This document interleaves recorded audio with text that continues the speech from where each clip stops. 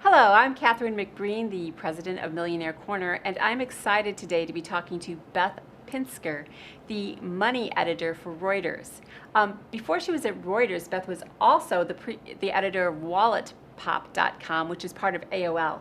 Um, Prior job, she was an editor at iVillage, a reporter at Inside.com, and a film critic for the Dallas Morning News. She's maintained a really successful freelance career as well, and she's written for Wired, The Wall Street Journal, The New York Times, Entertainment Weekly, and The Hollywood Reporter. Help me to welcome Beth here today, and we'll get started. So if you had to make a prediction about what's going to happen, overall about how people invest and what's going to be happening in 10 or 15 years from now, what do you think will be different than from today? I think people are going to learn to count on themselves a lot more. I think that one of the things I hear from millennials in particular is that they are not saving for retirement right now per se. They're saving for some project in the future that's going to, assure them of financial security. So they're thinking very entrepreneurially. They, want to invest in a business. They want to invest in some sort of life path that counts on them doing something. So they're going to put that money into themselves, basically. And some of them, it may go towards a business, and some of them, it may go towards additional education. Some of it may just go towards a house, but that house may end up being a really good investment.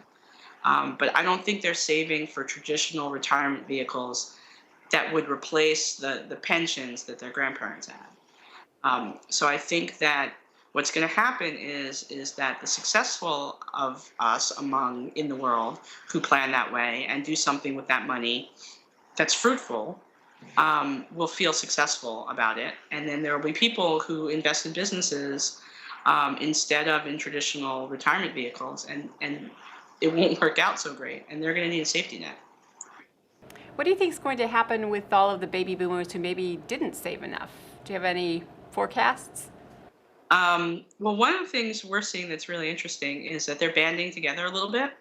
Um, we see retire. We just wrote about retirement co-op villages, where people of like-minded affinities, like people who like RVs, are pooling together and creating little communities for themselves. Um, there are people who are, a little bit higher up on the income scale, who are pooling their resources for vacation homes, working out schedules and things like that, where they're not buying into like a timeshare, but they're creating their own little like community schedule. So while one's at the beach, one's in the mountains, that sort of thing. I think people via social media and via the increased connections we have with technology and the ability to schedule things and find like-minded people out there, I think that we're going to band together a little bit more. I think that you'll be able to find people who are in the similar situation to you and work it out. Do you have any other thoughts that you think that our readers would like to hear about? I'm sitting here, my camera is propped up on top of the game of life. Um, we've been playing it a lot lately, and I don't remember it being as complicated as all that when I was younger. And when I play with my children, my daughter, who's almost 8, always insists on not going to college in the game. Like in the beginning of the game, you have to choose going to college or not going to college, and she always chooses not going to college. um, and I always like worry about that as a life choice. I'm like, is she trying to tell me something about, or is she just trying to win the game? But it's the game of life, right? So like it says something. 10 years from now, is she going to fight me on going to college because she doesn't think it's worth it? And I think that this is going to be one of the key questions that people face in the next 20 years, is that college is so expensive and people don't readily see the benefits of it. And yet everybody still goes if they have the resources to go, or they stretch to have the resources to go.